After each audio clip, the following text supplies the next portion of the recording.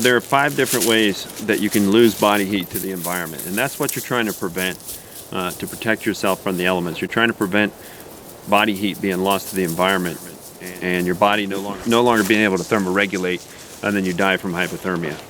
And it's important that you know what those 5 different ways are so that you know how to take steps to prevent that from happening. So the 5 ways that we lose body heat are radiation, evaporation, respiration, conduction, and convection.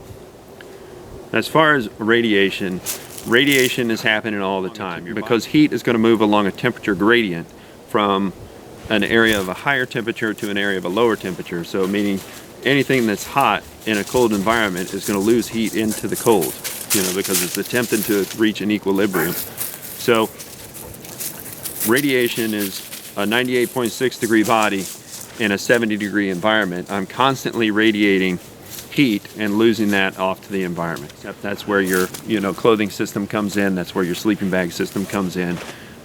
Your insulating layers are what's trying to trap some of that radiated heat in and keep your body warm. As far as respiration, whenever you inhale, obviously, like I said, 98.6 degree body, 75 degree air, 70 degree air, whatever it is.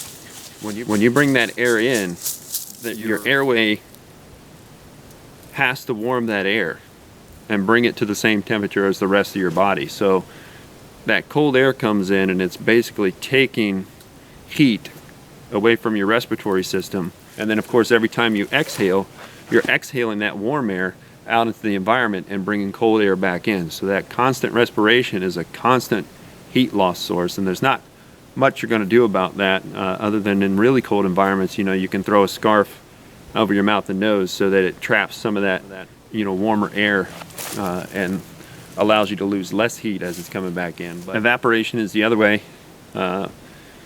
Evaporation is basically, if you think of sweating, when you sweat and that evaporates, it takes body heat with it. So that's why we tell everyone, if you sweat, you die in a survival situation. So never allow yourself to sweat. Always dress in loose layers, keep your clothing dry, and avoid overheating. The 2 that you can really do a lot about is conduction and convection. Conduction is when your body is physically touching something that's colder, physically touching a colder object, such as the ground.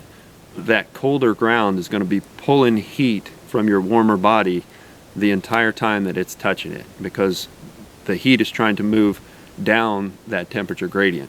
Ground insulation from the ground is one of the biggest things that are going to prevent you from losing heat. Convection is anytime a current flows across your body.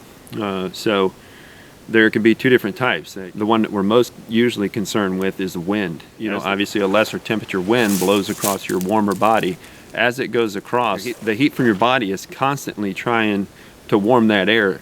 Another form of convection is a water current. It's not just an air current, it could be a water current.